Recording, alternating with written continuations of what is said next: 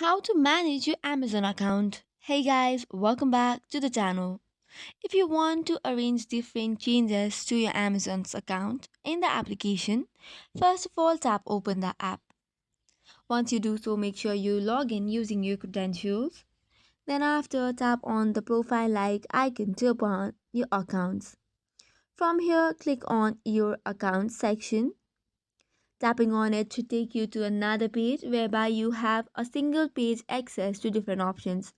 This includes orders, your customer service, the account settings, along with personalized information as well. You can also arrange the payments from this page.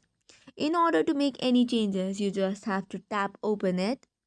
Tapping on it will take you to another page from where you should be able to change or edit the details.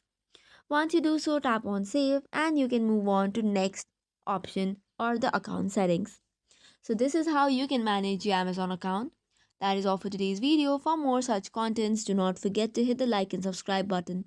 Thank you and keep watching.